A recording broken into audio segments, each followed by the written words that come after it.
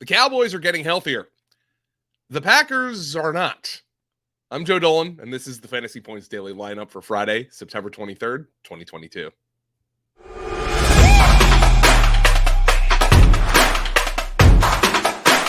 It's time for the FantasyPoints.com Daily Lineup.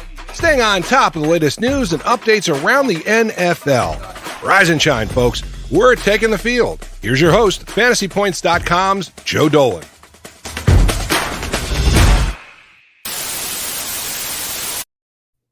At quarterback today, we could have someone back sooner than expected. Now, it won't be this week. But Cowboys quarterback Dak Prescott got back on the practice field on Thursday. Michael Gehlken of the Dallas Morning News reports. Now, here is what Gehlken wrote about Prescott on Twitter. Quote, Prescott is back on practice field. Of course, he's using shorthand.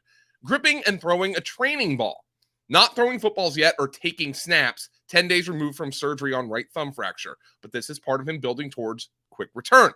As early as week 4 or 5, team says, end quote. Gehlken noted that the quarterback still has stitches in his surgically repaired throwing thumb, but they are due to come out shortly. Now, most of what Dallas did this offseason was reckless and reactionary, so it will definitely feel like they're rushing Prescott back. But they're certainly not forcing Dak into the lineup. If the quarterback feels he's ready, he's going to play. The Cowboys didn't place Prescott on IR because of their optimism. And for now, it seems like that optimism was justified. We'll see if he's out there next week against the Commanders. The good news for Dallas is that Cooper Rush played pretty well in an upset of the Bengals in week 2, and Rush will start a very winnable game against the Giants in week 3. That could give Dallas some extra cushion when it comes to Prescott's recovery. And I'll have more in a little bit on why Dak's fantasy status could be looking up when he does eventually return. And our first running back spot is someone who would just like to use the bathroom in peace. Panthers running back Christian McCaffrey was listed as a limited participant in practice on Thursday with an ankle injury. It was dubbed ankle stiffness by the team. Now, here is how McCaffrey described the injury when talking to reporters after practice, per Joe Person of The Athletic. Quote, I think at this point, if I went to take a leak during practice, I'd end up on the injury report. End quote. That was the answer of somebody who's very frustrated about having to answer questions about his durability. And in not so many words, McCaffrey is playing on Sunday against the Saints. By the way, I've been asked multiple times about who the best handcuff is for McCaffrey. My answer, quite frankly, is none of them. Deontay Foreman is a plotter, and Chuba Hubbard literally doesn't do anything. Like, there's nothing good about his game. McCaffrey himself has struggled to put together a season up to his own standards. Of course, that means he's merely the RB9 instead of the RB1. So why should Foreman and Hubbard be any different?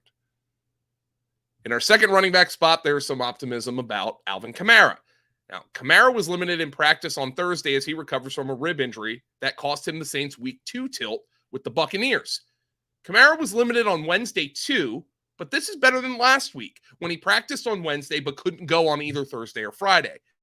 He's questionable for week 3 against the Panthers, but is trending in the right direction. So it certainly looks like we're going to have our McCaffrey versus Kamara showdown. Now, we considered Kamara's somewhat low usage of a 62% snap share and 13 opportunities in week 1 just a little blip on the radar, but it was obviously because he got hurt during the game. It's a long season, and this is a pain management issue. You saw in week 2 how much the Saints missed Kamara. So when he does eventually get back into the lineup, he's an RB1 for fantasy. In our first wide receiver spot, well, I don't know who's in it. The Packers have 7 wide receivers on their 53-man roster. Only 3 of those 7, Romeo Doubs, Samori Toure, and Amari Rodgers, practiced in any fashion on Thursday. Veteran Randall Cobb has missed 2 straight practices with an illness. Meanwhile, the other 3 caught the dreaded midweek downgrade. Both Sammy Watkins and Christian Watson are dealing with hamstring injuries, while Allen Lazard's bothersome ankle has popped up yet again. On Wednesday, I wrote that Lazard being limited in practice was likely just load management. But he missed practice on Thursday, and that is much more concerning. Lazard practiced in a limited fashion all of last week ahead of his week 2 season debut. This is now a midweek downgrade for Lazard, which would suggest he's in danger of missing week 3. Watkins, meanwhile, was a limited participant on Wednesday, which suggests this is an injury he picked up in Wednesday practice. Watkins has missed games in 3 straight seasons with a hamstring injury and is in serious danger of it being 4 straight. As for Watson, he followed the Watkins path of being listed as limited on Wednesday and then a DNP on Thursday. This seriously puts Watson's status for Sunday in question. Remember, Watson barely practiced all spring and summer as he recovered from a knee procedure, so it's possible his conditioning isn't where it needs to be yet, which could lead to soft tissue injuries. The Packers signed Travis Fulgham, remember him, to their practice squad on Thursday, which suggests that they're very much worried about some or all of these receivers' ability to play in week 3. Now, let's presume Cobb can get back from the injury. I think Aaron Rodgers will look his way quite a bit, but this is also a spot for the rookie Romeo Doubs, their training camp star, to step up and show his stuff. He's a speculative ad in every league where he's been dropped in case he balls out this week. The Packers and their opponent this weekend, the Bucs, are both impossibly dinged up at wide receiver.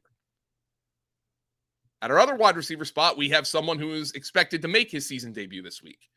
The Cowboys' Michael Gallup will play Monday night against the Giants if he avoids a setback in practice this week. That's per Michael Gelkin of the Dallas Morning News, who was a very busy man yesterday. The Cowboys should probably take some caution from the Buccaneers, who saw Chris Godwin strain a hamstring in his likely premature return from an ACL tear in week 1, which was potentially a compensation injury. Godwin tore his ACL last December 19th, 2 full weeks before Gallup did. This is now 2 weeks after week 1. So Gallup and Godwin are on identical timelines. The Cowboys and owner Jerry Jones have already indicated that they plan to rush Dak Prescott back as soon as possible because, we just talked about him, by not putting him on IR. And they should probably give Gallup another couple weeks to get ready, but that doesn't appear to be the Cowboys' MO right now. Gallup cannot be in a week 3 lineup, but should be picked up wherever available. If he gets through the game unscathed, things are looking up for the entire Cowboys passing game. In our flex spot, we should have Gabe Davis back. Davis missed week 2 with an ankle injury that our Adam Kaplan said he rolled during Saturday practice leading up to the Bills' Monday night tilt with the Titans last week. Now, when asked how optimistic he is about playing this coming Sunday against the Dolphins, Davis said 100%. Elena Getzenberg of ESPN.com reports. Now, the concern here is Davis has injured the ankle twice before. The first was during the 2020 NFL playoffs when he hurt the ankle in the divisional round before being active in the AFC Championship game. The second was in September of 2021 when he was injured in practice before week 2, sound familiar, but played in the game that week. So this is clearly not a major thing, but it being recurring would be my major worry. Davis has been a limited participant in practice this week, so it obviously suggests that his ankle injury is of the more benign low ankle variety than the dreaded high ankle sprain. We'll learn more on Friday, but Davis is tentatively a wide receiver 2 in a projected high-scoring environment against Miami. I'm Joe Dolan, and this has been another week of the Fantasy Points Daily Lineup. Remember to like that video by hitting that thumbs up, leave a comment on the video, that really helps as well, and subscribe to the Fantasy Points channel for the daily lineup and all of our NFL videos. Also subscribe to our college football channel. Those guys do an awesome job in the burgeoning field of college fantasy. And as the injuries and news pile up, that's what this program's all about. You need to adjust your fantasy roster, and that's where we come in at fantasypoints.com. Use code lineup22 for 10% off any package. The standard will get you your waiver, start sit, all that advice. The premium package will get you DFS and betting advice in addition to everything you get with the standard package. Both packages come with access to our subscriber Discord, which gives you a direct line to me and the rest of our Fantasy Point staff. Remember, use code lineup22 for an extra 10% off any package. Go dominate in week 3, and I'll talk to y'all next Tuesday.